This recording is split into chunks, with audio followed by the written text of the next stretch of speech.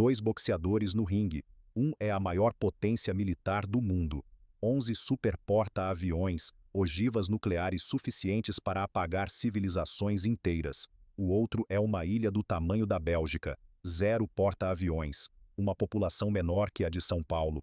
A lógica diz: o pequeno não tem chance. Mas e se o pequeno tiver uma arma que nenhum exército consegue copiar, comprar ou substituir? Uma arma que está dentro de cada smartphone, de cada laptop, de cada sistema de inteligência artificial que existe no planeta? E se o grande também tiver uma, dentro dos caças F-35, dos submarinos nucleares, dos mísseis de precisão, e essa arma vier do mesmo lugar? Essa é a história que ninguém conta sobre o Estreito de Taiwan. Aqui é o efeito sentinela. Fica comigo até o final, porque a resposta verdadeira vai te surpreender. Vamos começar por Taiwan. A China considera a ilha uma província rebelde. Os Estados Unidos chamam Taiwan de aliado mais valioso do Indo-Pacífico, sem nunca explicar exatamente o que fariam se a China invadisse. O que a maioria não sabe: Taiwan não é estrategicamente importante por seus exercícios militares. É economicamente insubstituível. A TSMC, a Taiwan Semiconductor Manufacturing Company, produz mais de 90% dos chips semicondutores mais avançados do mundo. Esse número não é aproximado, é um fato verificado por múltiplas fontes independentes. 90%. Cada iPhone, cada smartphone Android, cada chip de inteligência artificial, da Nvidia, da AMD, da Apple, da Qualcomm, tudo passa por Taiwan. E não é só eletrônicos de consumo. Sistemas militares de última geração precisam desses chips. Satélites, drones, mísseis inteligentes, radares, tudo tem semicondutores avançados no centro. Pergunte-se o que acontece com a economia global no dia em que a TSMC para. A resposta: ninguém sabe, porque nunca aconteceu. A dependência global de Taiwan não é um detalhe técnico, é o fato mais subestimado da geopolítica moderna. Durante décadas, os Estados Unidos tiveram a maior marinha do mundo. Isso era a base da estratégia americana. Controlar os oceanos significava controlar o mundo. Isso mudou. Desde setembro de 2025, a China opera 234 navios de guerra. A Marinha Americana opera 219. A China tem a maior força naval do mundo em número de navios de combate. E não é só quantidade, é velocidade. A capacidade de construção naval da China é aproximadamente 200 vezes maior que a dos Estados Unidos. Isso significa que, em um conflito prolongado, a China repõe seus navios perdidos muito mais rápido. Se perder 50 navios, constrói 50 novos em meses. Os Estados Unidos, talvez 5. O Center for Strategic and International Studies analisou os dados e concluiu algo que deveria alarmar qualquer pessoa que acompanha geopolítica. Se a China continuar no ritmo atual e os Estados Unidos não revitalizarem sua indústria naval, a probabilidade de vitória americana em uma guerra prolongada no Pacífico diminui significativamente a cada ano. 70% dos navios chineses ativos foram lançados depois de 2010. Entre os americanos, apenas 25%. Os navios chineses são novos, os americanos estão envelhecendo.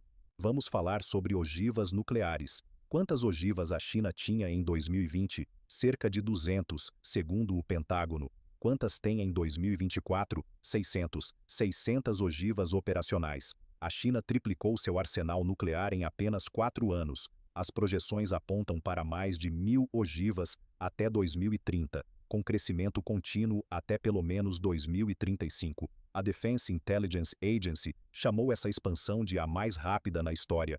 Mas os números não são o mais perturbador.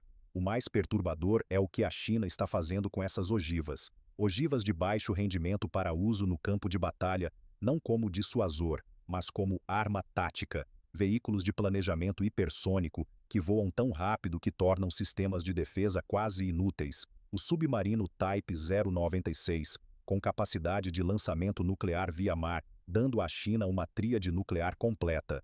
E a partir desta década, a China adotará postura de lançamento sob aviso. Se radares detectarem um lançamento inimigo, lança ogivas antes do impacto. A janela de decisão em crise, minutos, não horas. Pense em um caça F-35. Dentro dele, mais de 400 quilos de terras raras. minerais que não existem em quantidade comercial fora da China. Um destroyer Arleigh Burke, mais de 2.300 quilos de terras raras. Um submarino Virginia, quase 4.200 quilos. De onde vêm esses materiais? A China é responsável por 99% do processamento global de terras raras pesadas. Zero alternativas comparáveis no mundo ocidental. E a China já usou isso como arma.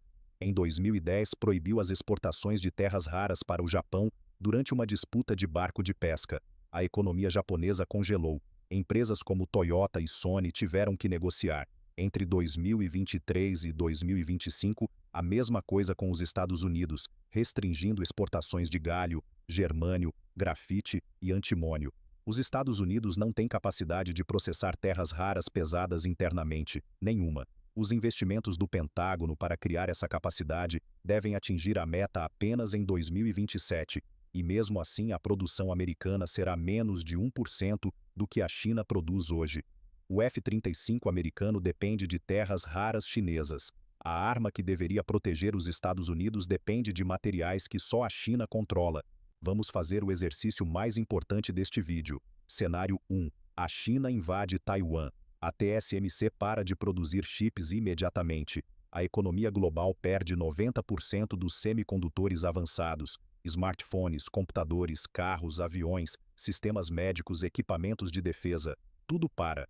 Uma crise assim faz o crash de 2008 parecer um aquecimento. Sim, a China também precisa desses chips. Também depende de empresas americanas e europeias que seriam atingidas. A China dispara sua própria economia. Cenário 2. Os Estados Unidos impõem bloqueio naval a Taiwan. A China declara isso um ato de guerra. Ameaça usar sua marinha de 234 navios e suas capacidades nucleares. Os Estados Unidos têm que decidir: vale uma guerra nuclear por Taiwan? Cenário 3. A China embargou a terras raras.